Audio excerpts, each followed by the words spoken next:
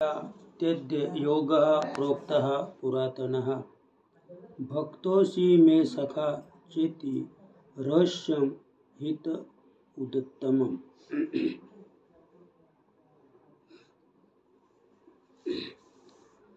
प्रस्तुत आज या ठिकाणी क्षेत्रवासी गाव अंबर्जे येथे आज आपल्या हिंदू संस्कृतीप्रमाणे जे मराठी 12 महिने आहेत आणि प्रत्येक महिन्यामध्ये कोणता ना कोणता तरी सण हा हिंदू संस्कृतीप्रमाणे साजरा केला जातो। तर आज आपण फाल्गुन महिन्यामध्ये आहोत आणि फाल्गुन पौर्णिमा म्हणजे ज्याला आपण होळी म्हणतो, तो होळीचा सण आज आपल्या हिंदू संस्कृतीमध्ये गावोगावी घरोघरी साजरा होतो आहे। आणि सर्वसाधारणपणे या होळीच्या सणाला पोळ्या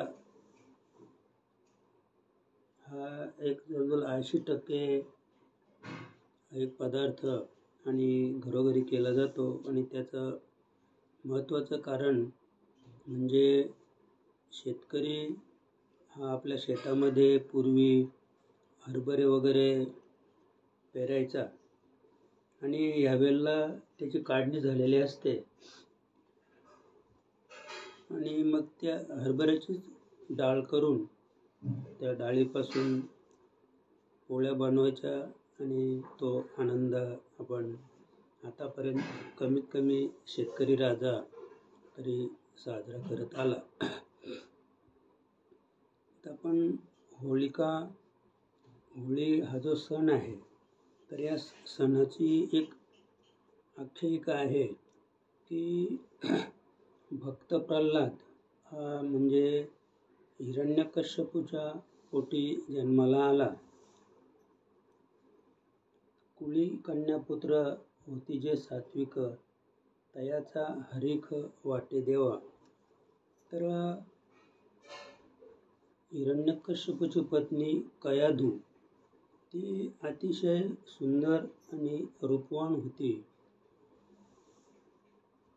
तर तिच्या बाबतीत 2 आख्यायिका आहेत। तर एकदा तिला इंद्राने पळवून नेली होती आणि इंद्राने पळवून नेल्यामुळं नारदाने त्याला सांगितलं की तू हा असा पापी प्रकार करू नको, हे परस्त्री ही माते समान असते आणि म्हणून तू तिला सोडून दे। पण त्या काळामध्ये जी काही क्रिया घडली, त्या क्रियेचा परिणाम म्हणजेच भक्त प्रल्हाद। त्याचप्रमाणे हिरण्यकश्यपू हा तपश्चर्या करायला गेला आणि त्याने जातानाच कयाधूला सांगितलं की जोपर्यंत भगवान प्रसन्न होत नाही तोपर्यंत भूतो न भविष्यती, मी नेमकं केव्हा येईल ते सांगता येणार नाही। आणि म्हणून जी कयाधू होती तर तिला असं वाटलं की आता हा माणूस गेला म्हणजे 1,00,000 वर्षे किंवा 60,000 वर्षे तरी तो येणार नाही, ह्याच्याने ती अगदी स्तब्ध होती।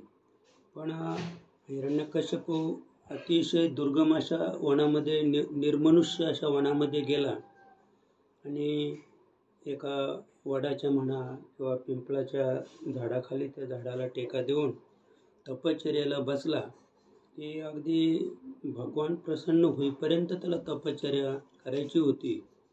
पण त्या झाडावर एक शुक म्हणजे पोपट होता आणि तो पोपट नारायण नारायण म्हणत होता।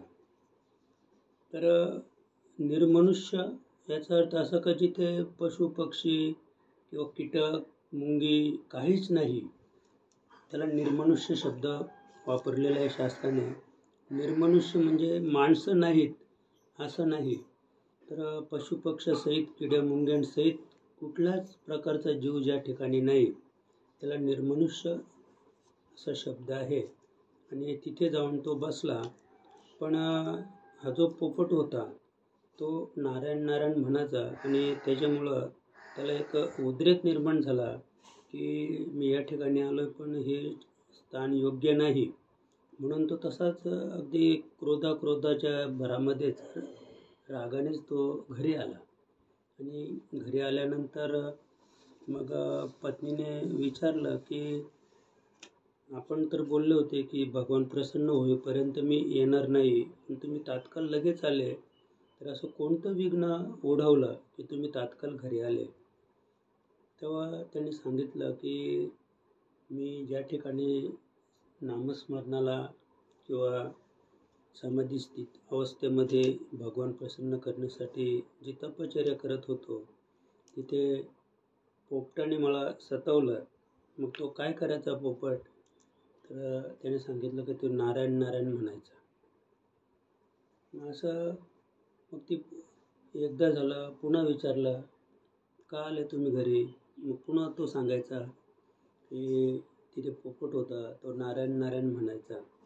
असं करता करता पूर्ण दिवस गेला आणि रात्री झोपायच्या वेळेला सुद्धा तिने पुन्हा विचारलं की तुम्ही का आले? तर मग पुन्हा त्याने सांगितलं की तो पोपट नारायण नारायण म्हणायचा आणि त्याच्यामुळं व्यत्यय आला माझ्या कार्यामध्ये आणि मी घरी आलो. तर असं ते विचारता विचारता 108 वेळा रात्रीच्या त्या पहारामध्ये त्या कायाधूने त्याच्याकडून नारायण नारायण नाम हे वदवून घेतलं आणि तो त्याच स्थितीमध्ये झोपी गेला थोडक्यात. पण त्यावेळेला झोपी जाण्यापूर्वी त्याने कयादूशी जो संग केला त्या संघाचाच परिणाम म्हणजे भक्त प्रल्हाद.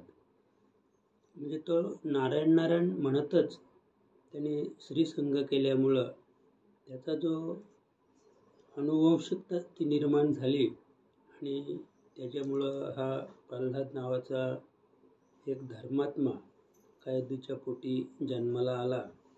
आणि आपल्यासाठी हे एक वरदानच आहे की आपण सुद्धा संग करत असताना भगवंताचं नामस्मरण विसरता कामा नये.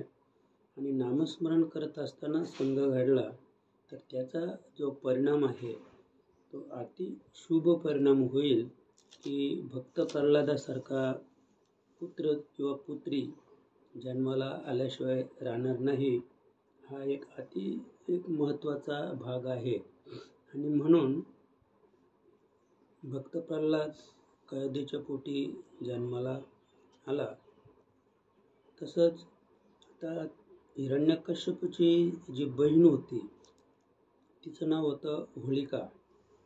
तर हा भक्त प्रल्हाद जन्माला आल्यानंतर जन्मजातच त्याच्यावर तसे संस्कार घडले आणि तसे संस्कार घडल्यामुळं तो नारायण नारायणच म्हणायला लागला. अगदी जन्माला बरोबर तो बोलत होता नारायण नारायण. आणि मग याला आधी ते पोपटाचं ऐकून पण उद्रेक निर्माण झाला होता. आता मुलगा पण नारायण म्हणतो. आणि त्याने नंतर ब्रह्मदेवाला प्रसन्न करून घेऊन आणि वरदान मागितलं. घरी नाही, दारी नाही, आत नाही, बाहेर नाही, दिवसा नाही, रात्री नाही, शस्त्राने नाही, अस्त्राने नाही, म्हणजे असं वरदान मागून घेतलं. आणि आतापर्यंत जेवढे राक्षस होऊन गेले तर त्यांनी वरदान मागून घेतल्यानंतर थोडक्यात की तपश्चर्येचं फळ प्राप्त होईपर्यंत ते सात्विक वृत्तीने कार्य करायचे. पण एकदा त्या तपश्चर्येचं फळ प्राप्त झालं की मग ते उन्मत्त व्हायचे. वरदान मिळाल्यानंतर ते उन्मत्त व्हायचे, मागचं सगळे विसरायचं. तसं भक्तीचं वर्म पण तसं आहे. आपण जोपर्यंत साधनेमध्ये आहोत, जोपर्यंत आपली साधना चालू आहे तोपर्यंत आपण नम्र असतो. एकदा आपण साधनेतून सिद्धापर्यंत पोहोचलो की माणसाला ज्ञानाचा अहंकार होतो. आणि ज्ञानाचा अहंकार झाला की त्याला एक असं सूक्ष्म वाटते की माझ्यासारखा कोणी ज्ञानी नाही.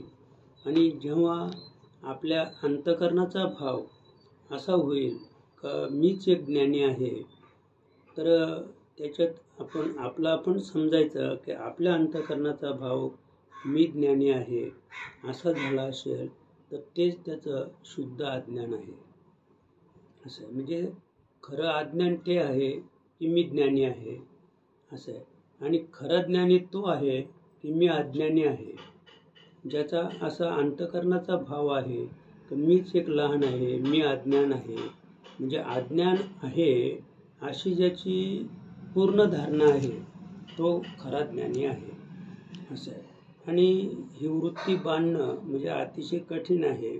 आणि म्हणून आतापर्यंत रावण असेल, कुंभकर्ण असेल, राजा कंस असेल, शिशुपाल असेल, वक्रदंत असेल किंवा अन्य महान राक्षस होऊन गेले ते असतील कदाचित, तर भगवान शंकराचे असेल किंवा ब्रह्मदेवाचे असेल किंवा भगवान महाविष्णूचे असेल,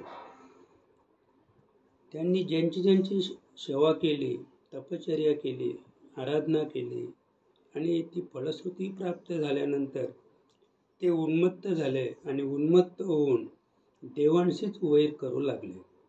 म्हणजे आतापर्यंतचे जे पुराणातील ज्या कथा आहेत त्या कथा अशा स्वरूपाच्या आहेत की उन्मत्तचा विचार आपण केला तर एक साधी गोष्ट आपण भस्मासुराचीच घेऊया. ती भगवान शंकराला भस्माचीच रोज गरज लागायची. संपूर्ण अंगाला ते भस्म चर्चित करून आणि मग ते स्मशानात किंवा अन्य ठिकाणी नामस्मरणाला किंवा ध्यानाला बसायचे. पण त्यांनी जो माणूस ठेवला होता तो माणूसच होता, पण नंतर तो भस्मासूर झाला. जसा गांगेय म्हणजे गंगापुत्र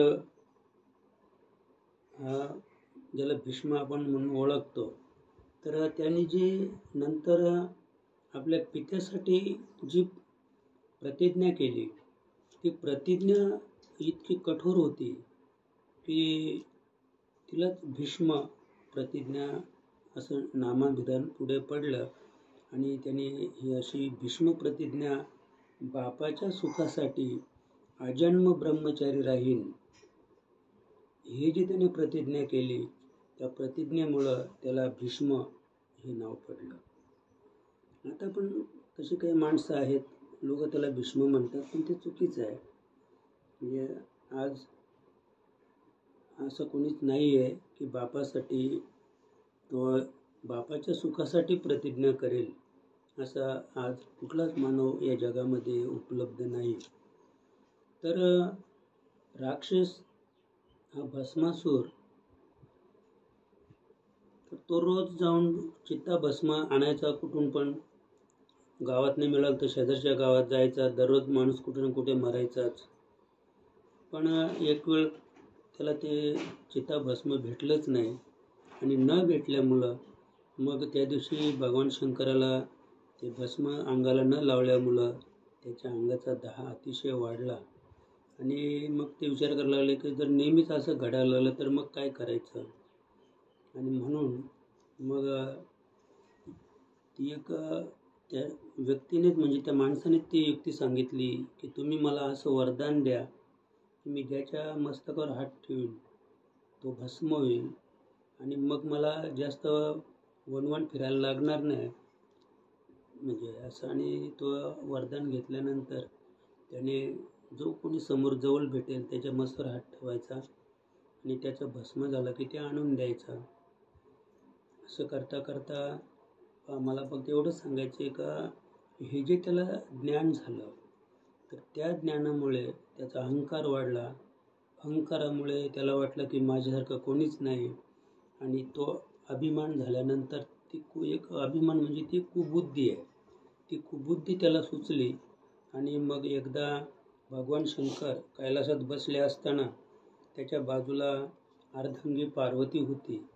त्या पार्वतीकडं पाहिल्यानंतर त्याच्यामध्ये एकदम कुविचार निर्माण झाला. एक व्यभिचारी भक्ती त्याच्या ठिकाणी एक ज्योतच प्रगट झाली ती व्यभिचारी. आणि मग त्याने ठरवलं की जर भगवान शंकरालाच आपण जर भस्म केलं तर पार्वती आपल्याला हस्तगत करता येईल. आणि म्हणून हे त्याचं जे मनोगत होतं हे भगवान शंकराने जाणलं लगेच. आणि त्याला तो प्रयोग करण्याआधीच भगवान शंकर पार्वतीला घेऊन पळत सुटला. भगवान शंकर पार्वतीसह पुढे पळत होता, भस्मासूर मागे. हे असं करता करता अगदी विष्णू लोकात भगवान शंकर गेलेले आहेत. आणि आपली व्यथा भगवान महाविष्णूला सांगितल्यानंतर भगवान महाविष्णूने मोहिनीचं रूप धारण करून आणि भस्मासुराला भस्म केलेलं आहे. तर थोडक्यात की आपल्याला त्यांच्यापासून हा बोध घ्यायचा आहे की उन्मत्त किंवा अभिमान झाल्यानंतर नाश आहे. जसा भस्मासुराचा नाश झाला, रावणाचा नाश झाला, कुंभकर्ण मेला. तर हे सगळे त्याच्यामुळं की ज्ञान प्राप्त झाल्यानंतर ते अधोगतीला गेले. आणि म्हणून आपल्याला रात्रंदिवस संतांच्या संगतीत राहायचं आहे. संतांचे विचार आपल्याला ऐकायचे आहेत की ज्याच्यामुळं आपण अधोगतीला जाऊ शकत नाही असं. आणि म्हणून ती जी होलिका होती हिरण्यकश्यपूची बहीण, तर भक्त प्रल्हाद हा नारायण नारायण म्हणायचा. तर त्याला मारण्यासाठी हिरण्यकश्यपूने एकूण 11 प्रयोग केले. अगदी कडेवरून लोटून दिला, हत्तीच्या पायाला बांधला, त्याचे डोळेही फोडले, अद्याप त्याला कढई जो उकळत्या तेलामध्ये टाकला, दगडी बांधून पाण्यात बुडवला. म्हणजे असे अनेक प्रयोग केले. आणि अनेक प्रयोग करून सुद्धा तो मेलाच नाही. मग ती होलिका म्हणजे ती त्याची आत्या, ती त्याच्यावर फार प्रेम करायची. आणि मग तिने ठरवलं की आता एक शेवटचा उपाय मी करते म्हणून ती असे एक आसन केलं. त्या आसनावर मांडीवर घेऊन प्रल्हादाला ती बसली आणि चारी बाजूने लाकडं उभी केली आणि पेटून दिलं ते. ही जी होलिका होती ही अग्निपुत्र होती. म्हणजे अग्नीपासून तिची निर्मिती होती. त्याच्यामुळं अग्नी तिला जाळीत नाही हे तिला माहीत होतं. पण जेव्हा ती प्रल्हादाला घेऊन खूप भावनेने त्या ठिकाणी प्रल्हादाला जाळण्यासाठी बसली तर त्यावेळेला अग्नीने तिला जाळली आणि प्रल्हाद जळला नाही. असं म्हणजे एखादी कोणतीही गोष्ट जरी ती आपल्याला साध्य असेल पण तिचा आपण जर वाईट परिणाम करून किंवा वाईट प्रयोग करीत असू तर तो प्रयोग यशस्वी होणार नाही. आणि आतापर्यंत असे अनेक प्रयोग फेल गेलेले आहेत की आपण जर त्याचा वापर वाईटासाठी करत असू तर ते शक्य नाही. आणि म्हणून ती होलिका त्यावेळेला जळली. भक्त प्रल्हाद जिवंत राहिला, त्याला काही अग्नीने केलं नाही. आणि त्याचा परिणाम अग्नी जाळली तरी न जळले प्रल्हाद. हृदयी गोविंद म्हणून या. त्याच्या हृदयामध्ये गोविंदाचा वास, सतत रात्रंदिवस नामस्मरण. आणि त्याच्यामुळं भक्त प्रल्हाद तिथे वाचला. होलिका जळून भस्म झाली.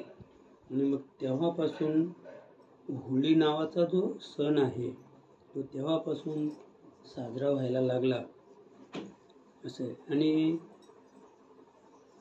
ती आपण लाकडं वगैरे जमा करतो, पेटवतो. तर पूर्वी तर अद्याप वाईट प्रथा होती की पूर्वी लोक ती एक काळी तळक कोंबडी आणायची, एक टोकर आणायचं आणि त्याला वर बांधायचे. आणि मग त्याच्यातून मग ते कोणत्या बाजूला पडलं तिकडं बघाय संकट येतील अशा कलुषित त्यावेळेला सुद्धा चालीरूढी होत्या.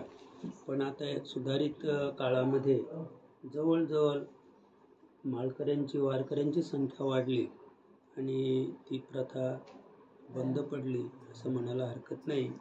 पण तेव्हापासून आतापर्यंत हे चालत आलेली होळी नावाचा सण कमीत कमी शेतकरी राजा तरी अतिशय आनंदाने साजरा करतो आणि आपण आज त्याच सणानिमित्त या ठिकाणी उपस्थित आहोत. तर प्रस्तुत आपल्या सेवेसाठी घेतलेला जो श्लोक आहे तो सार्थ ज्ञानेश्वरी अध्याय 4 आणि 4थ्या अध्यायातील 3ऱ्या क्रमांकाचा हा श्लोक आहे. स एव अयम मया तेद्य योगः प्रोक्तः पुरातनः भक्तोऽसि मे सखा चेत्ती रहस्यम होत उदत्तम. म्हणजे या ठिकाणी भगवंत आणि अर्जुनाला सांगतात की स एव अयम म्हणजे हे अर्जुना, हा जो योग आहे तो योग मी पूर्वी सूर्याला सांगितला, राजा इक्ष्वाकूला सांगितला, मनूला सांगितला आणि आता मी तुला सांगतो का. तर भक्तोऽसि मे सखा चेत्ती, तू भक्तांमध्ये तू रावो आहेस, तू भक्तांचा राजा आहेस, त्याचप्रमाणे तू माझा सखा आहेस.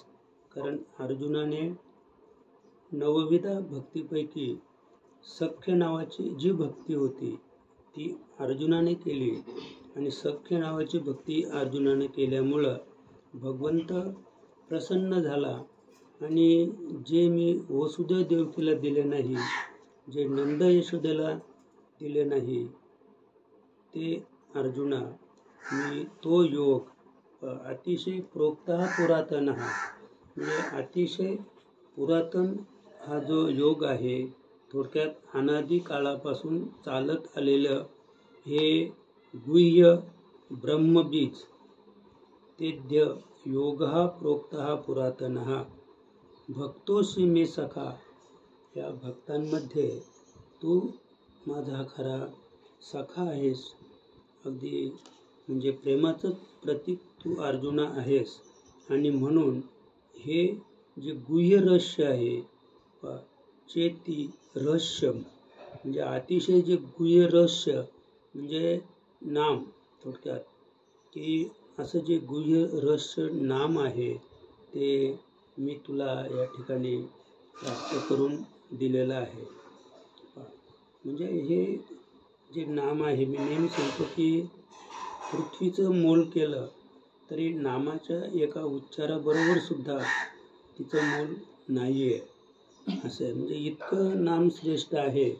पण आम्हाला ते फुकट मिळाल्यामुळं, जसं आता आपण पाहतो की एखादी आपण किमती वस्तू आणली तर तिला आपण सांभाळतो असं आहे. आणि एखादी वस्तू आपल्याला फुकट मिळली असेल तर फुकट मिळलेल्या वस्तूला किंमत नाही, आपण तिची कधी फुकट मिळलेल्या वस्तूची कोणीच कदर करत नाही असं आहे. आणि पैसे देऊन आणले की त्याची कदर केली जाते असे. आता सध्याची स्थितीच पाहणं का, जे समजा कोणी कीर्तनकार प्रवचनकार काहीच घेत नाही तर त्यांच्या जेवणापासून व्यवस्था नाही त्या मालकाकडं असे. आता आपण काही घेत नाही तर कधी मालकाने विचार केला आहे का बाबा महाराज येणार आहेत मग त्यांची वेगळी व्यवस्था काही केली का. आता साधं उदाहरण घ्या ना, आपण 9व्या दिवशी तिथे जेवलो म्हणजे लोक 11व्या दिवशी पण नाही जेवत, म्हणजे 10व्या दिवशी तर घर शुद्ध झालं, 11व्या दिवशी जेवायला काही हरकतच नाही वारकऱ्याला. कारण त्याची जी शुद्धता आहे तर ती 10व्या दिवशीच ते शिलका घालून त्या घराची शुद्धता झाली, 11व्या दिवशी जेवायला हरकत नाही. लोक 13व्या म्हणून 13वा लोक वारकरी 11व्याला जेवत नाही म्हणून 13वा झाला, 13वा नव्हताच समजा.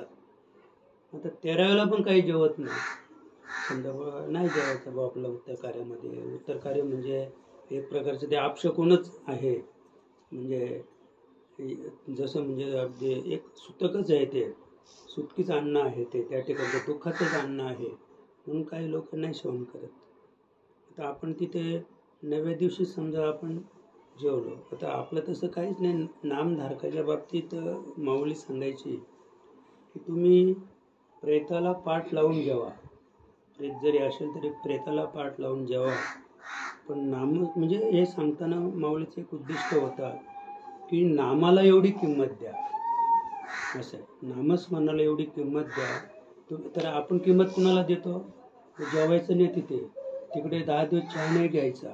म्हणजे हे वरूपांग, हे जे नियम आहेत, तर वरूपांग नियमाला आपण अधिक महत्त्व देतो आणि त्याची कारणं पण वेगवेगळी आहेत.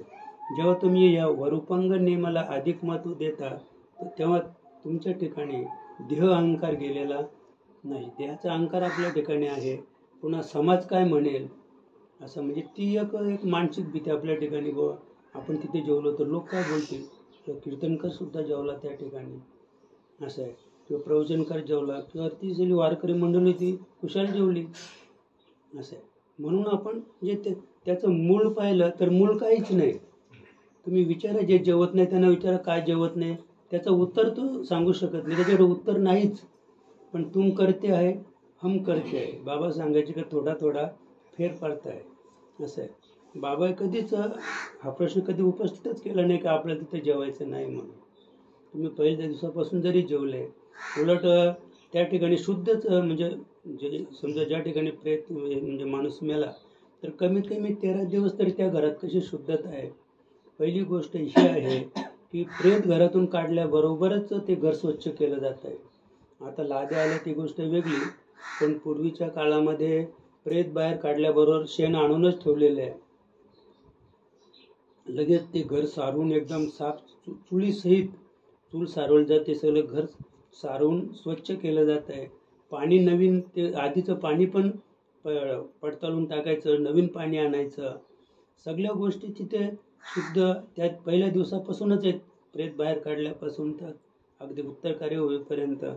तरीसुद्धा आपण तिथे जेवायला किंवा पाणी प्यायला तयार नसतो. आणि त्याचं हे कारण आहे, हे ज्या रूढी आहेत, तर या रूढी सर्वसामान्य जीवाने अगदी आपल्या जीवाशीच त्या बाळगून ठेवलेल्या आहेत.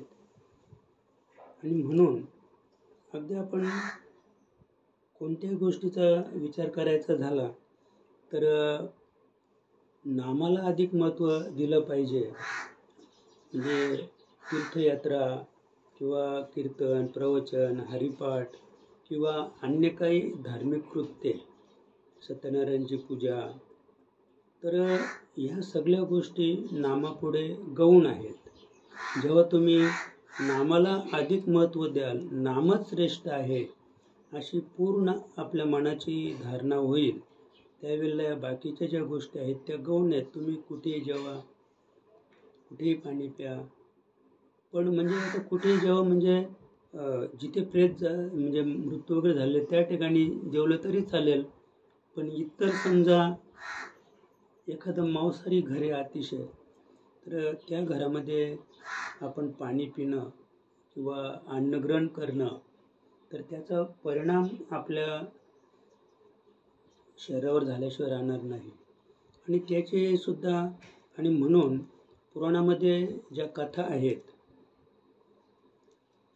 महाभारतामध्ये भीष्मराज, द्रोणाचार्य, कृपाचार्य, धृतराष्ट्र, म्हणजे यांच्या बाबतीत ज्या कथा आलेल्या आहेत, त्या कथेचं मूळ कारण हेच आहे की दुर्योधन हा अतिशय दुष्ट प्रवृत्तीचा होता.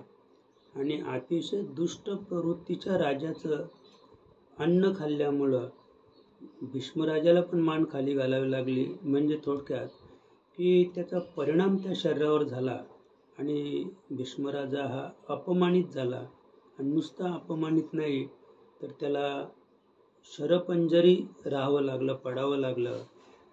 तीच अवस्था द्रोणाचार्याची झाली, कृपाचार्याची. म्हणजे त्यांना जो भोग आला त्याचं कारण का एक दुरात्म्याचं अन्न खाल्ल्यामुळं दुर्वास ऋषी फक्त 6च महिने दुर्योधनाकडे होता, पण त्याला असं अन्न म्हणजे इतकं उत्कृष्ट भोजन, त्याला 56 प्रकारचा भोग त्याला रोज दुर्योधन देत होता आणि तिथेच तो लाचावला. दुर्वास मुनी तिथेच लाचावला. असं आहे. म्हणजे आपल्याला पण त्याच्यातून शिकायचं आहे, बोध घ्यायचं आहे की आपल्याला एखाद्या ठिकाणी चांगलं चांगलं खायला मिळत असेल तर आपण तिथेच जायचं खाण्यासाठी, तर त्याचा परिणाम आपल्याला भोगावा लागेल. असं आहे. आणि त्या परिणामाचा विचार की जेव्हा मग दुर्योधन बोलला की तुम्ही आता असं करा, त्यांचं पांडवांचं सत्वाहरण करायचं आहे. आणि दुर्योधनाला माहीत होतं की सूर्यकन्या द्रौपदी, तिला सूर्याने थाली दिली होती आणि ती थाली सूर्य उगवल्यापासून सूर्य मावळतीपर्यंत काम देत होती. हे दुर्योधनाला माहीत होतं, दुर्वासालाही माहीत होतं. मग दुर्योधनाने सांगितलं की तुम्ही रात्री 12 वाजता जा आणि तिच्याकडं भोजन मागा, म्हणजे सत्वतीचं हरण करा. तर 60,000 ऋषींना घेऊन तो दुर्वास पांडवांकडे वनामध्ये गेला, जंगलामध्ये. निव्वळ 6 महिने 56 प्रकारचे भोग घेतल्यामुळं, म्हणजे आपण एखाद्या ठिकाणी जेवायला जातो तर त्याची एक ती अहंकार त्या ठिकाणी जागा होतो, त्याची मोठेपणा असते आणि मोठेपणासाठी तो 4-5 प्रकारचे भाज्या किंवा पुरणपोळीचं जेवण किंवा अजून पुऱ्या असतील किंवा अजून काही पनीर असेल, म्हणजे वेगवेगळे प्रकार ते आपल्या ठिकाणी तो ठेवतो. म्हणजे जेवणाला असं वाटलं पाहिजे का बाबा काय प्रेम आहे. तर त्याच्यात काही तसं काही प्रेम नाही आहे. प्रेम त्याच्यात आहे की तुम्ही एकच भाजी कराल, म्हणजे साधं जेवण बनवलं तर ते खरं प्रेमाचं प्रतीक आहे. तुम्ही अनेक भाज्या बनवल्या याचा अर्थ की तुम्हाला हे दाखवायचं आहे. आणि काही माणसं तर कसे काय जेवण कसं काय झालं, म्हणजे ती बाई विचारते भाजी बरोबर आहे ना, किंवा पुरुष पण नंतर विचारतो. तर काही लोक ते सत्यनारायणाची पूजा घालतात. तर मला तर 1-2 माणसं अशी भेटली होती की या म्हणे, काही लोक लग्नाला बोलवतात, या बघायला या म्हणे लग्न, म्हणजे आम्ही लग्न कसं करायला घेतलं, किती खर्च करणार आहोत ते बघायला या. असं म्हणजे याचा अर्थ प्रेम आहे का? प्रेम नाही. तर त्यानं समाजाला दाखवायचं आहे. आणि अशा ठिकाणी आपण जिथे प्रेम नाही आहे तिथे आपण जेवण केलं तर त्याचा आपल्याला परिणाम भोगावा लागेल. आणि म्हणून दुर्वास मुनींची एवढी नागवण झाली त्यावेळेला की द्रौपदीने भगवंताला बोलावून घेतलं आणि अशी किमया भगवंताने केली पुढे की ते 60,000 ऋषी ते तिकडे ते आंगुलला पाठवलं होते ना, देवाने सांगितलं त्यांना आंगुलला पाठवा. ते तिकडे आंगुलला गेले तर तिकडेच विश्वकर्म्याला आज्ञा केली होती भगवंतानी. तिथे एक उत्तम प्रकारचा एक म्हणजे मंडप टाकला गेला. सगळ्या प्रकारचं भोग, 56 प्रकारचं भोग त्या ठिकाणी, जसे तो तिकडे खात होता ना दुर्वास, एकटाच खात होता तिथे, बाकीच्यांना कोणाला नव्हतं मिळत ते. तर ते सगळ्यांना प्राप्त करून दिलं भगवंताने विश्वकर्म्याला सांगून. असं स्वयंपाक बनवला 56 प्रकारचे भोग आणि ते सगळे जेवून तिथेच तृप्त झाले.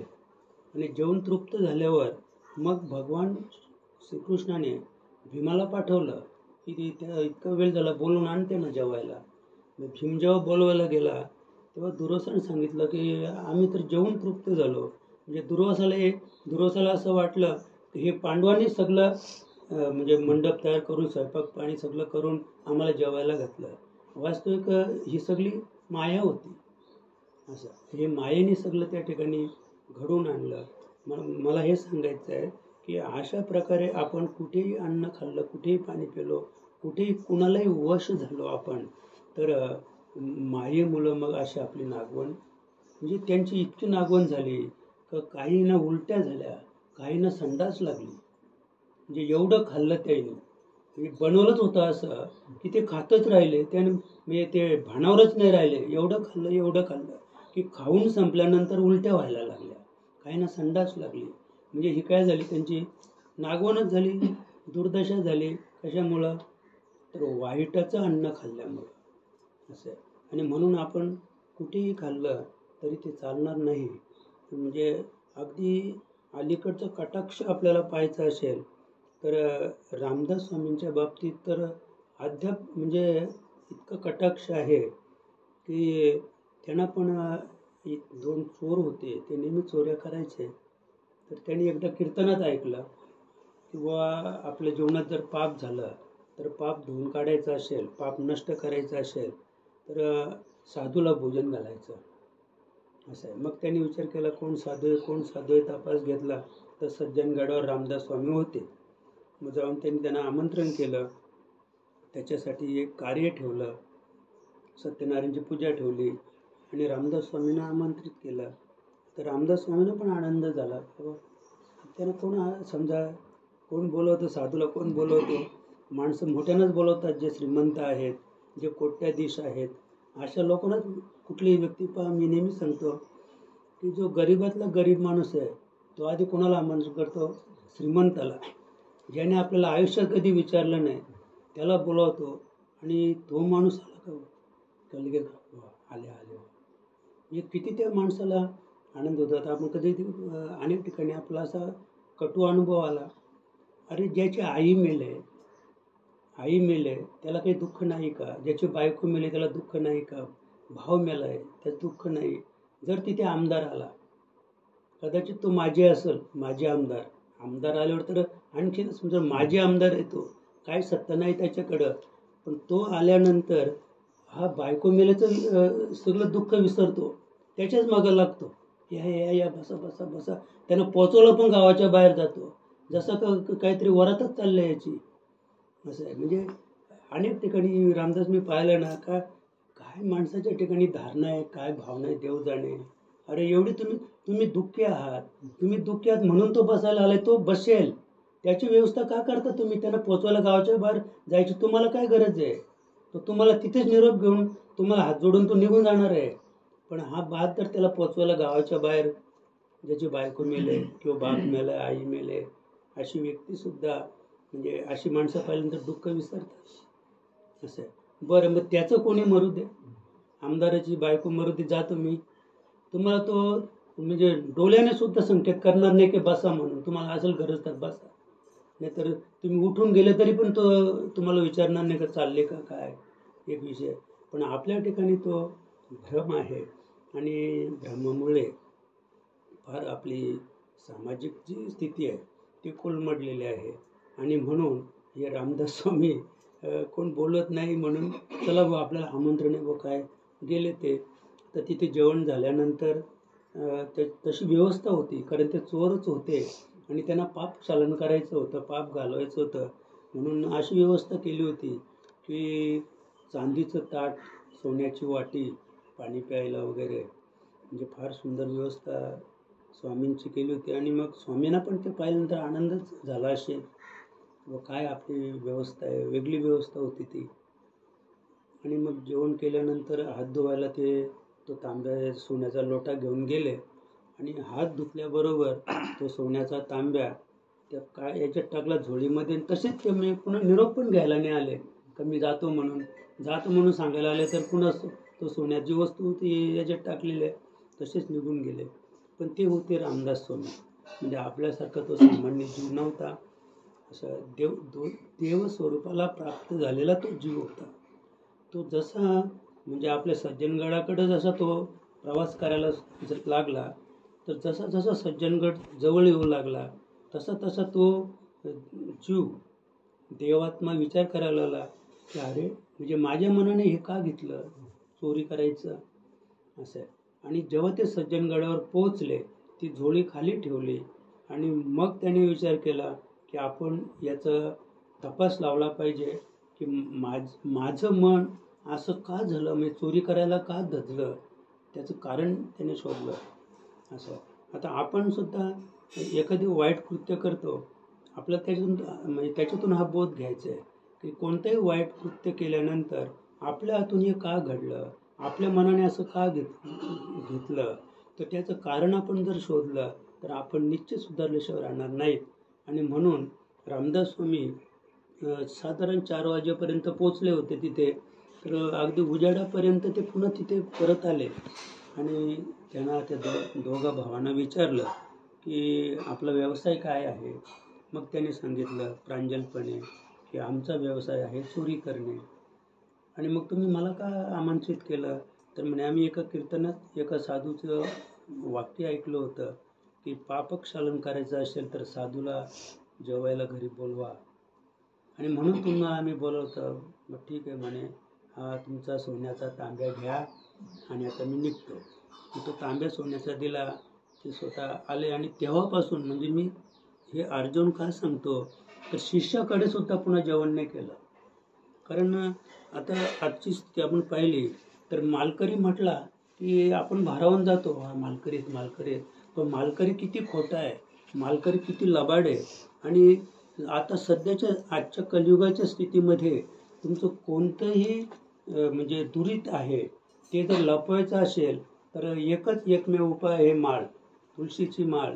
म्हणजे तुळशीची माळ सध्या खोटं पचवण्याचं एक साधन आहे. तुळशीची माळ. म्हणून मी तर नेहमी सांगतो की ज्याच्या गळ्यात तुळशीची माळ आहे त्याच्यावर किंचित सुद्धा विश्वास करू नका. एक वेळ दारुड्यावर विश्वास करा, दारुड्या बोलेल तसा वागेल. पण ज्याच्या गळ्यात माळ आहे ना तो अतिशय चंचल आहे असे. आणि आपण माळेचाच विचार करतो आणि माळेचा विचार करून आपण फसतो असं आहे. आणि म्हणून रामदास स्वामींकडून आपल्याला हा बोध घ्यायचा आहे. आणि म्हणून आजचा हा जो योग आहे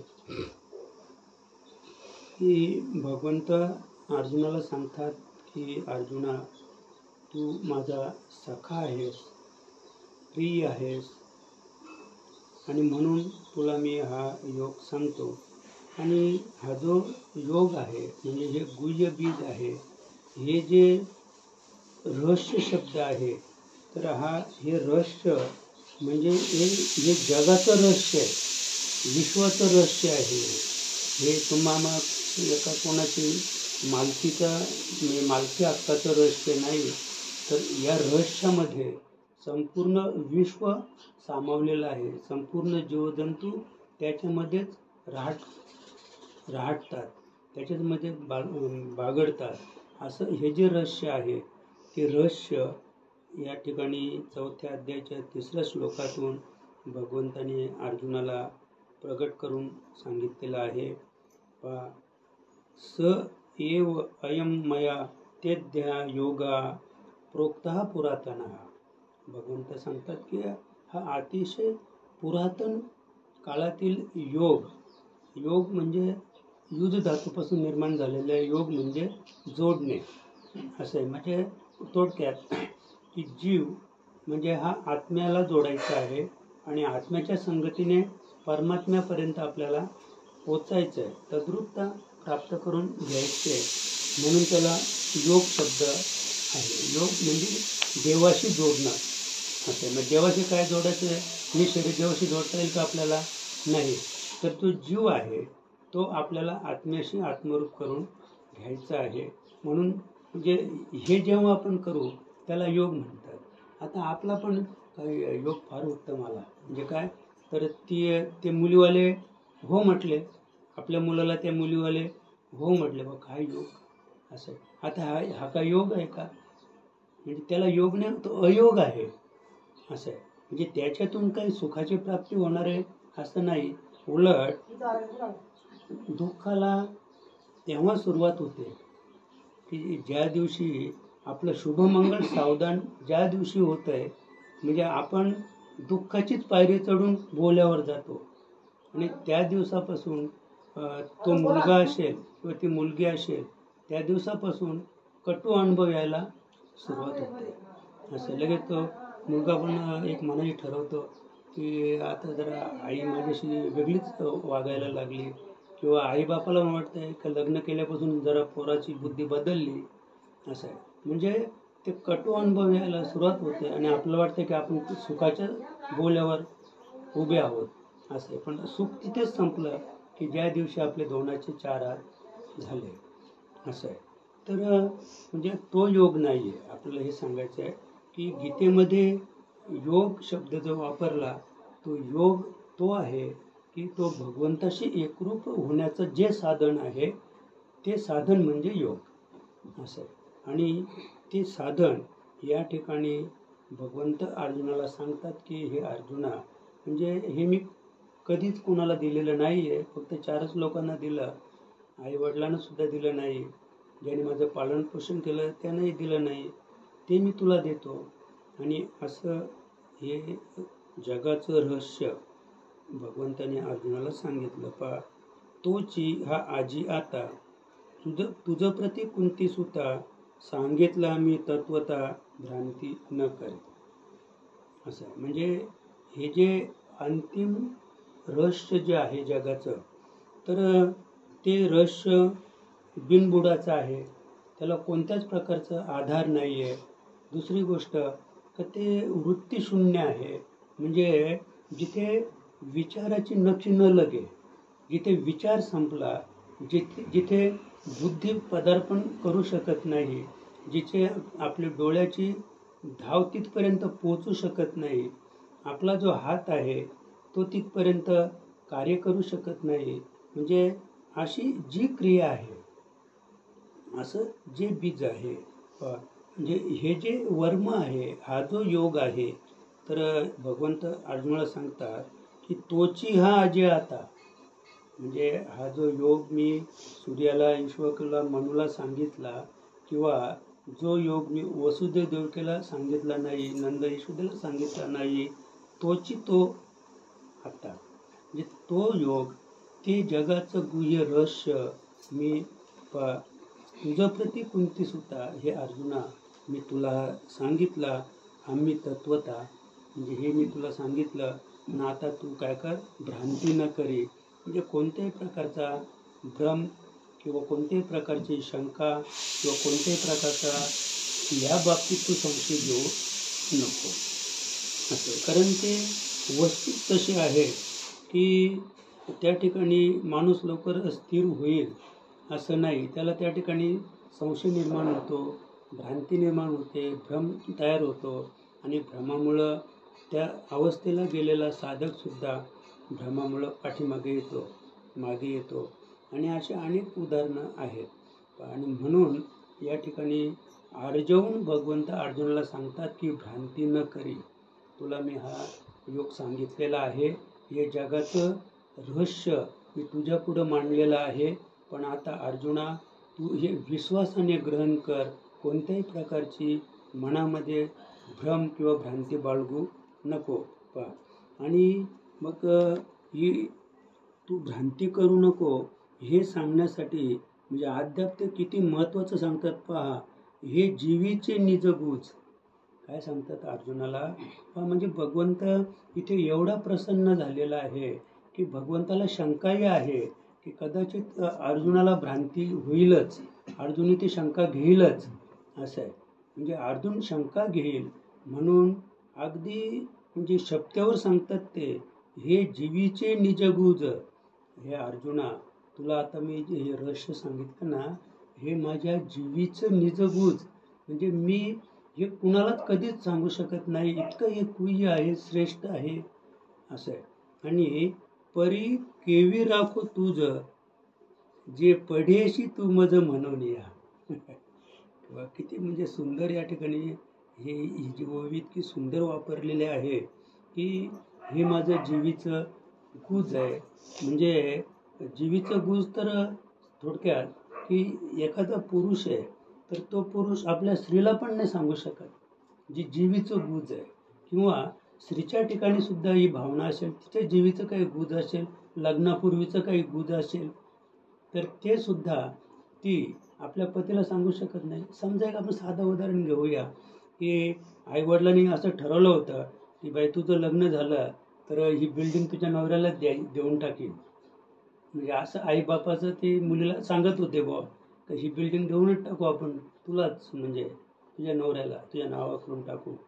पण लग्न झाल्यानंतर गेली ती बाई, म्हातारी झाली पोरगी, तरी आईबाप पुन्हा कधीच नाही बोलले की ही बिल्डिंग तुला देऊन टाकू. बरं, मग ते आईबाप तर त्या मुलीच्या बाबतीत बोलले नाही मुलीकडे पुन्हा, पण मुलगी तरी कधी बोलले का नवऱ्याला? का माझे आईबाप बोलायचे पूर्वी का ही बिल्डिंग तुला देईन म्हणून, कधी बोलली का ती नाही. बरं तिला माहीत नव्हतं का हे, म्हणजे अनेक वेळा तिने आईवडिलांकडून ही गोष्ट ऐकली होती, तरी पण ती म्हणजे ही गोष्ट म्हणजे काय, तिच्या जीवीचं निजगूज, त्या मुलीच्या जीवीचं ते निजगूज होतं. आणि ते निजगूज तिने आपल्या तिचा आता तो जीवाचा जीवलग, नवरा म्हणजे कोण आहे, त्या पत्नीच्या जीवाचा जीवलग आहे तो. पण जीवाच्या जीवलगाला सुद्धा जीवीचं निजगूज तिने सांगितलं का, नाही सांगितलं. कारण तो जीवाचा जीवलग होता, पण ते जीवाचं निजगूज ते नव्हतं, नाही तर ते सांगितलं असतं. म्हणजे जीवाच्या जीवलगापेक्षा जीवीचं निजगूज आहे ते अनेक पटीने श्रेष्ठ आहे. आणि असं ते श्रेष्ठ रहस्य भगवंताने अर्जुनाच्या ठिकाणी ते प्रगट केलं. किती सुंदर, परी केवी राखो तुझं. अरे अर्जुना, म्हणजे तुझी स्थिती, तुझं माझ्यावर असणारं प्रेम आणि तू आणि मी याच्यात काय अंतर आहे किंवा नाही, हे सगळं जाणूनच अर्जुना, म्हणजे माझ्या मनाने हे घेतलं की आता अर्जुनाच्या बाबतीत हे लपून ठेवणं उचित नाही. म्हणजे माझ्या जीवाचं जे निजगूज आहे ते अर्जुनाच्यासाठी आपण लपवून ठेवणं हे उचित नाही, चोरून ठेवणं उचित नाही. म्हणून ते अर्जुनासाठी भगवंताने 4थ्या अध्यायामध्ये काय केलं, प्रगट केलेलं हे रहस्य आहे. जे पढेशी तू मज म्हणून या, असं. कारण तुझ्या ठिकाणी मी तू हा भाव शिल्लक राहिलेला नाही आहे, की मी अर्जुन आहे आणि तू श्रीकृष्ण आहेस. हा भावच शिल्लक न राहिल्यामुळं आता हे निजगूज मी तुला प्राप्त करून दिलेलं आहे. कोणत्याही प्रकारची भ्रांती भ्रम तू धरू नको. तू प्रेमाचा पुतळा, भक्तीचा जिव्हाळा, मैत्रीची चित्कला धनुर्धरा. आता किती त्याने अनेक उदाहरणं दिली की तू प्रेमाचा पुतळा, म्हणजे तू प्रेम स्वरूप आहेस. मग प्रेम स्वरूप कोण आहे, तर प्रेम देवाचे हे देणे आणि देहभाव जाय जेणे. जेव्हा आपल्या देहाचा जो भाव आहे, म्हणजे मी अमुक आहे, जे काही आपलं नाव असेल किंवा आणखी या देहाला काही पद असेल, नाही का, सरपंच, उपसरपंच. आता म्हणजे इथपर्यंत विषय आलेला आहे का लग्नाच्या पत्रिका छापलं तर त्याच्यात ग्रामपंचायत सदस्य, म्हणजे किती मोठं पद आहे ते. ग्रामपंचायत सदस्य बोलला तर जगाचंच रहस्य त्याच्यात सामावलं सगळं. तर तो पत्रिका नाही का, मुलाला लग्नाला तुला काय कंसात लिहितो ग्रामपंचायत सदस्य असं आहे. म्हणजे हे पद कोणाचं आहे, तर ह्या शरीराचं ते पद आहे असं. आणि म्हणून तू प्रेमाचा पुतळा, असं भगवंत काय सांगतात की तुझ्याकडे मी जेव्हा पाहिलं तर तुम्हाला प्रेम स्वरूपच दिसलास. म्हणजे तुझ्या ठिकाणी मी अर्जुन आहे, मी धनुर्धर आहे, मी पांडव आहे, म्हणजे हा भावच तुझ्या ठिकाणी शिल्लक राहिलेला नाही आहे. म्हणजे जोपर्यंत आपल्या ठिकाणी हा भाव आहे, मी अमुक आहे, नाही का. समजा धरण आता आपलं कोणी इंजिनियर आहे, तर कोणी शिक्षक आहे, तर कोणी डॉक्टर आहे, तर अद्याप कोणचे इंजिनियर, वकील वेगवेगळे ह्या देहाचीच ती पदं आहेत. आपण तसं त्या बाह्यांगी शिक्षण घेतल्यामुळं ती पदं आपल्याला प्राप्त आहेत आणि त्या पदाप्रमाणे त्याची म्हणजे उत्पत्ती आहे, निर्मिती आहे. तसं त्याला तो काही जो मोबदला आहे त्या पदाप्रमाणे तो मोबदला मिळत असतो. पण या ठिकाणी भगवंत जेव्हा अर्जुनाकडे पाहायला लागले तर पाहिल्यानंतर भगवंताला असा अनुभव आला की तू प्रेमाचा पुतळा, तू प्रेमच आहेस. म्हणजे मग प्रेम स्वरूप फक्त एक भगवंतच आहे आणि का अशी, म्हणजे फक्त आपण समजा एखाद्याची आई मेली तर मग कीर्तनकार सांगतो आईशी कळवळ्याची जाती करी लाभावीन प्रीती. म्हणजे मी तर नेहमी सांगत असतो की अद्याप अशी आई जगात जन्मालाच नाही आली की ते लाभाशिवाय आई आपल्या मुलीवर प्रेम करेल. उद्दिष्ट आहे आईचा बापाचा, उद्दिष्ट आहे शिकवण्याच्या पाठीमागे, इतकं खर्च करण्याच्या पाठीमागे की उद्या तो कामाला लागला, पायावर उभा राहिला काही आपल्याला त्याने सांभाळलं पाहिजे, आपल्याला पोसलं पाहिजे, आपल्याला पाणी पाजलं पाहिजे, म्हणून एवढी धडपड आहे. ज्याला नुसतं मुली आहेत तर तो तयार आहे का, तो बोलतो मुलगा पाहिजे. कशाला, तर पाणी पाजायला मुलगा पाहिजे, किंवा ते सौर करायला म्हणजे केस काढायला मुलगा पाहिजे. म्हणजे एवढं हा म्हणजे अट्टहास आपला आहे थोडक्यात. तर या ठिकाणी फक्त एक भगवंताचं एवढं उद्दिष्ट आहे की तू प्रेमाचा पुतळा असं आहे. म्हणजे तू प्रेम स्वरूप आहेस आणि प्रेम स्वरूप नुसतं नाही तर भक्तीचा जिव्हाळा, म्हणजे तू नुसती तू भक्ती करतो असं नाही, तर भक्तीचं जे रहस्य आहे ते रहस्याचं गुह्य तुला प्राप्त झालेलं आहे. जिव्हाळा म्हणजे काय, तर भक्तीचं जे रहस्य आहे ते अर्जुनाला प्राप्त झालेलं आहे. याचा अनुभव भगवंताला होता. तो प्रेम स्वरूप आहे हे प्रत्यक्ष भगवंताने अर्जुनाच्या बाबतीत अनुभवलं होतं. आणि मैत्रेयीची चित्कला धनुर्धरा असं. आणि त्याचप्रमाणे तू माझा कोण आहेस, मित्र सुद्धा आहेस. पण मित्र कसा आहेस तू, चित्कला, म्हणजे माझा आत्मा आणि तुझा आत्मा. म्हणजे आपण देहाने मित्र नाहीत. देहाने तर मित्र हे स्वार्थी मित्र आहेत. देहावर प्रेम करणारे स्वार्थी मित्र आहेत. पत्नी पतीवर प्रेम करते त्याच्यात तिचा स्वार्थ आहे. पती पत्नीवर प्रेम करतो स्वार्थ आहे. मुलगा बापावर प्रेम करतो, त्याला काही जर काढायचं असेल, बापाकडून काही काढायचं असेल तर किती तो जीव लावतो, बाबा असं करू, बाबा तसं करू. म्हणजे हे सगळं करून एकदा विश्वास संपादन केला की हळूच सांगतो, बाबा 1,00,000 रुपये द्या ना मला. तर मग बाबाला नकार सुद्धा देता येत नाही, इतकं त्याने त्या बापाला काय केलेलं आहे, वश केलेलं आहे. म्हणजे आपलं जे प्रेम आहे, आपण जे एकमेकाला जीव देतो किंवा काढतो, तर त्याच्या पाठशी आपला काय आहे, स्वार्थ आहे. पण इथे भगवान काय सांगतात की तू माझा मित्र आहेस, पण तू माझा मित्र म्हणजे देहाच्या नात्याने तू मित्र नाहीस, तर तू कसं आहे, चित्कला असं आहे. म्हणजे आत्मस्वरूपाशी तू माझं मैत्रत्व जोडलेलं आहे. म्हणजे तुझा आत्मा आणि माझा आत्मा हे दोन्ही आत्मे एकरूप असल्यामुळं अर्जुना, आता तुझ्यासाठी तुझ्यासाठी मी माझ्याकडे असलेलं जे गुह्य रहस्य आहे ते लपून ठेवण्यात काही अर्थ नाही. म्हणून हा योग मी तुला सांगतो. फार म्हणजे सुंदर आहे.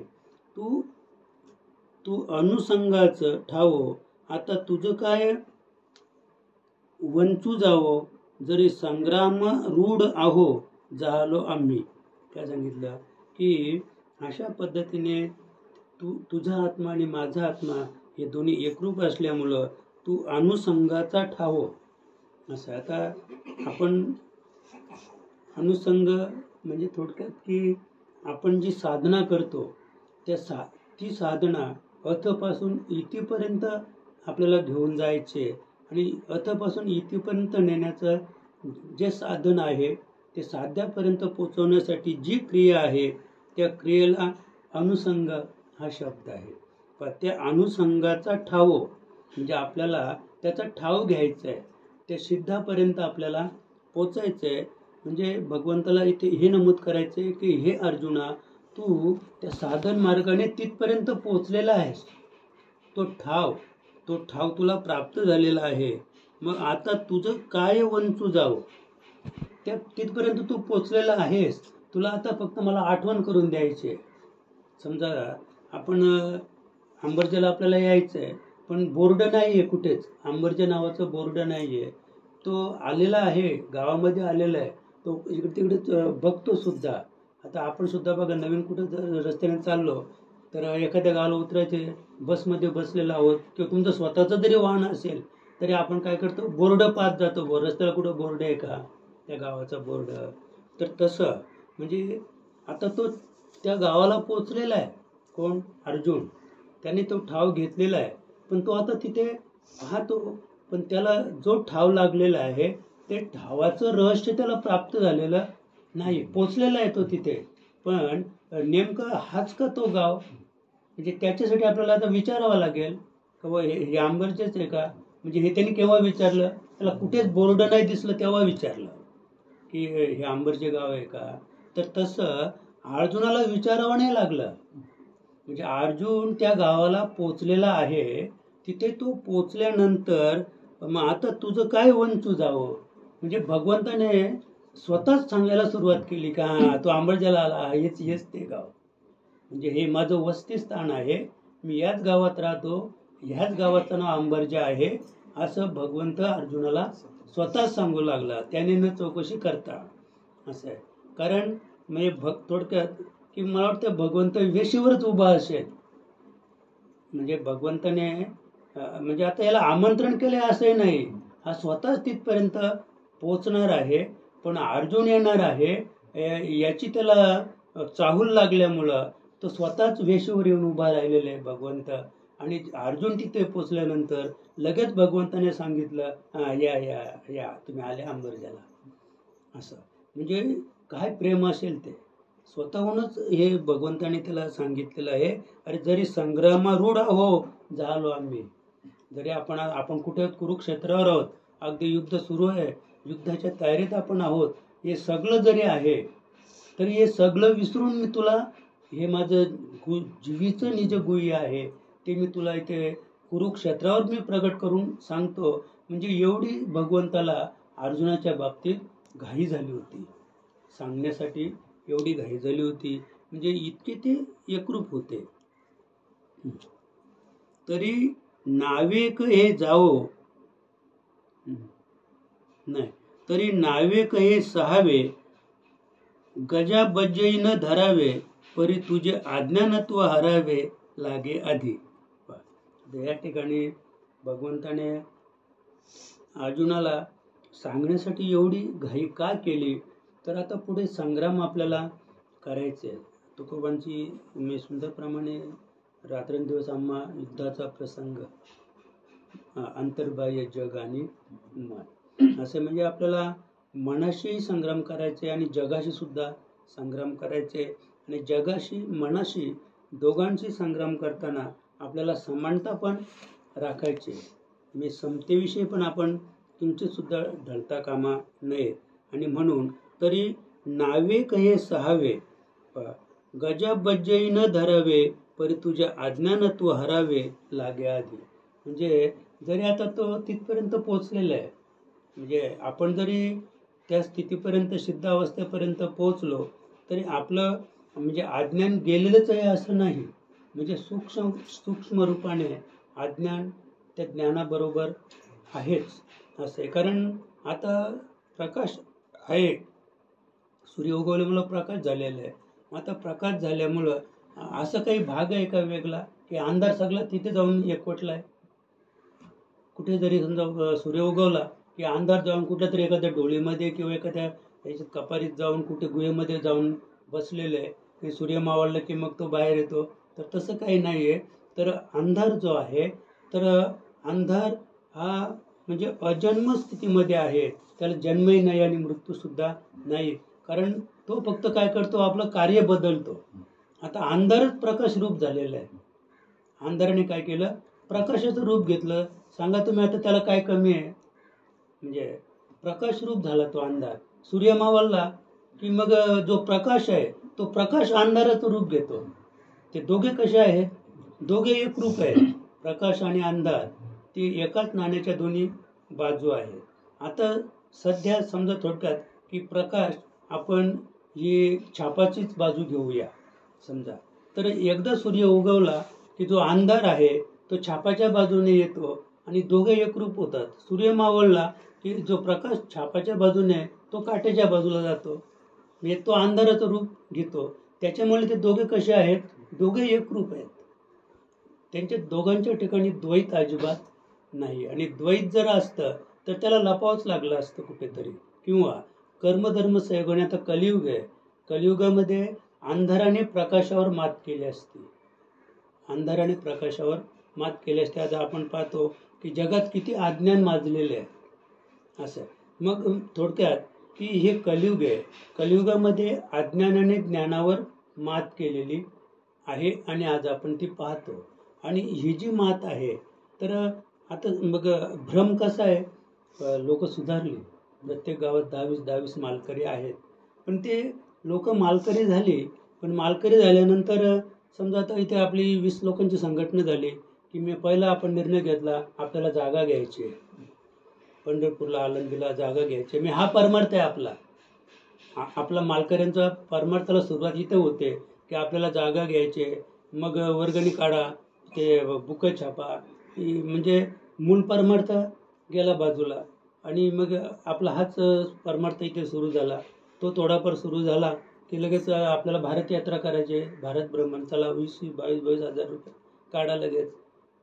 ती यात्रा करायची. म्हणजे माणूस भ्रमाने भरकटून गेला. मला काय सांगायचं आहे की भ्रमाने भरकटून गेला, अज्ञानाने ज्ञानावर मात केली. असे म्हणजे आपल्या ठिकाणी असलेलं जे अज्ञान आहे ते अज्ञान वाढीस लागलं, आणि अज्ञान वाढीस लागल्यामुळं जे करायचे ते बाजूला राहिलं. तुम्ही सांगा ना, आता जगामध्ये 99.99% अज्ञानच आहे जगात भरलेलं. कोणी ऐकतो का? आता आपण एवढं सांगतो बुवा हे 4 देव आहेत, हे 4-5 अवस्था आहेत, ह्या 4 वाचा आहेत. कधी आपला कोणी भेटलाय का? ज्याला काही त्यातलं कळलं नाही त्याने कधी विचारलं का तुम्ही काय सांगताय, अनाम काय वस्तू आहे? कधी विचारलं का कोणी? जे जे रामकृष्ण हरी बोलून राहतात रात्रंदिवस, मग ते अक्षर मोजले नाही का की त्या अक्षराचा मंत्र त्यांचा चालू आहे? मग तुम्ही सांगता का ते शब्दातीत आहे, अक्षरात लिहिलेलं नाही? मग असं काय ते सांगा आम्हाला. नामाचं रहस्य काय ते तर उलगडून सांगा. म्हणजे आता आपण सांगणार नाहीत पण विचारणार ते कोणी भेटलंय का आतापर्यंत? बरं त्यांनी तर कधी शंका घेतले का? हे सांगतात की वस्तू अनाम आहे, शब्दातीत आहे, आणि आपण तर हे झालं रामकृष्ण हरीच बोलून राहिलोय. असं मग हा काय आहे? 99% भ्रम आहे, अज्ञान आहे. असं आहे. आणि अज्ञानामध्ये ते ज्ञानाचं सोंग घेऊन फिरतात सगळे कीर्तनकार. आणि किती समजा आपलं प्रत्येक गावामध्ये सगळे असे म्हणजे अज्ञानाचं म्हणजे ते वाघाचं चामडं घेऊन ती गाढवच फिरून राहिलेले आहेत सगळीकडे. असं आहे. आणि मग आपण समाज त्याच्याकडे कसं पाहतो? वाघ आहे. समाज कसं पाहतो? वाघ आहे. मी तो वरवरच पाहतो, कारण त्याच्या अंगावर काय आहे? वाघाचं चामडं आहे. ते आहे गाढव, पण आपण ते गाढवाचं तोंड कुठं पाहिलं? आपण पाठीमागून पाहिलंय का ते वाघाचं चामडंच आपल्याला दिसलं? तसा सध्याचा परमार्थ चाललेला आहे. आणि म्हणून भगवंताने या ठिकाणी अर्जुनाच्या बाबतीत इतकं रहस्य या ठिकाणी उलगडून सांगितलेलं आहे. अगदी जीवीचं निज जीवन म्हणजे हे निजगुज का सांगितलं? तर समाज त्याच्यावर विश्वास करत नाही असं. आणि समाजाने या गोष्टीवर विश्वास केला असता तर आज ही जी जगाची स्थिती आहे, जे युद्ध आता काल पण रशियाला काहीतरी झालंय तर मग 115 माणसं मृत्युमुखी पडली, काय म्हणजे हे पण आहेत, एकदम घायल झालेले आहेत. असं आहे. तर हे असं सगळं का घडून आलं आहे? हिंदू मुस्लिम हा वाद इतका का उफाळला? असं तर त्याचं हे कारण आहे की जे जीवीचं निज गुज आहे ते रहस्य उलगडलं नाही समाजामध्ये, आणि त्याच्यामुळं आपलं ज्या अर्ध हलकून घेऊन माणूस दुकान टाकतो तशी तारा समाजाची झालेली आहे. आणि मी तर नेहमी सांगतो की आपण आधी अहंकार सुरू केला की मी हिंदू, गर्व से कहो हम हिंदू आहे. म्हणजे इतर जे जाती आहेत, इतर जे धर्म आहेत, तर त्या धर्मांना आपण काय केलं? डिवचलं. त्या धर्माला त्या इतर धर्मांना डिवचल्यामुळं मग ते पण जागे झाले. आता पूर्वी बघा एकच समजा राजाराम सालिव होता, तर आगरी सेना त्याने काढली. तर आगरी सेना काढल्यानंतर किती दबदबा होता. नुसत्या त्या गाडीवर शांबला, आगरी सेनेचा शांबला असला तर पोलीस हात करायचा असा, आणि ती शांबल दिसला का लगेच जाऊ दे बोलतो. म्हणजे आधी हात केला का थांबव गाडी, मी त्याला चेक करायची ती गाडी. पण गाडी जाऊ आली ना, तो आगरी सेना शंभर पाहिला का तो लगेच सांगतो जाऊ द्या. म्हणजे त्याचा आता दुनिया तुमचा कुठला माल असू दे त्याच्यात खरा खोटा, पण तुमची गाडी जाऊ द्या, थांबू नका. म्हणजे एवढी ताकद होती आगरी सेनेमध्ये. आता आगरी सेना निघाल्यानंतर लगेच कुलब्यांचाच त्या जातीला म्हणजे डिवचल्या झाला. मग लगेच त्याने कुलबी सेना काढली. लगेच मग जळगाव सेना आली, धुळे सेना आली मुंबईमध्ये, म्हणजे मराठा सेना. त्यांच्या तर मग आता आगरी सेना काढली. आगरी सेनेमध्ये सगळं तुकडं झालं. आगरी सेनेचं काय झालं? सगळं तुकडं झालं. पण मग इतर ज्या जळगावकडून आले, धुळेकडून आले, त्यांच्या संघटना जितक्या एकजीव झाल्या, आता इतक्या एकजीव झाल्या की सगळं जगत ते डोक्यात घेऊन बसले. असं आता ही सेना गेली. असे मग मला हे सांगायचं आहे. आता पुन्हा त्याच्यानंतर पुन्हा दुसरा रोग आला. तो आता आसनगावला झाला तो रोग, तो कुणबी सेनेचा. तो कुणबी महोत्सव. मग तो सुद्धा कोणामुळं आला? आग्र्यांच्या मुलं आला. आधी आगरी महोत्सव, मग आगरी महोत्सवमध्ये जावला रांधून आणायचा, सुकट रांधून आणायची. बोंबील, आगरी महोत्सव. आता ही हीनता आहे की श्रेष्ठता आहे? ही म्हणजे आगरी समाजाची हीनता आहे म्हणे हे जोपासलं पाहिजे. या जुन्या रूढी आपण जोपासल्या पाहिजेत. आता हे काय जोपासणं आहे का? समाज कुठे चालला असं आहे. तर मग हे आगरी महोत्सव झाला तर कुणबी महोत्सव आला, त्यांच्यापेक्षा श्रेष्ठ करून आपल्याला दाखवायचं आहे. तर म्हणजे हे आहे अज्ञानाचं मूळ. असं हे अज्ञानाचं मूळ आहे. मला एवढंच सांगायचं आहे की अज्ञानाने ज्ञानाची जागा घेतलेली आहे आणि 99.99% समाज हा अज्ञानाने बहकलेला आहे. त्याच्यावर मात करायची असेल तर एकमेव साधन, जो योग भगवंताने अर्जुनाला 4थ्या अध्यायाच्या 3ऱ्या श्लोकामध्ये सांगितला, तोच योग आपल्याला जर प्राप्त झाला तर निश्चित ह्या अज्ञानावर मात करून आपल्याला ज्ञानाशी संघर्ष करून आणि अज्ञान आणि ज्ञान या दोन्ही गोष्टी बाद करून शुद्ध ज्ञानाकडे आपल्याला वाटचाल करता येईल आणि जन्ममृत्यूची राहटी चुकवता येईल. त्याच्यासाठी आज आपल्या या हिंदू संस्कृतीप्रमाणे, हिंदू धर्माप्रमाणे होळी नावाच्या सणाच्या दिवशी आपण या ठिकाणी सर्व मंडळी आलात, त्याबद्दल तुम्हाला सर्वांना अगदी धन्यवाद आणि शुभकामना वर्तवून आपली ही सेवा माऊली प्रभाकर महाराज यांच्या चरणी समर्पित करूया. ठल विठ्ठल विठ्ठल श्री ज्ञानदेव तुकाराम पंढरीनाथ महाराज की जय.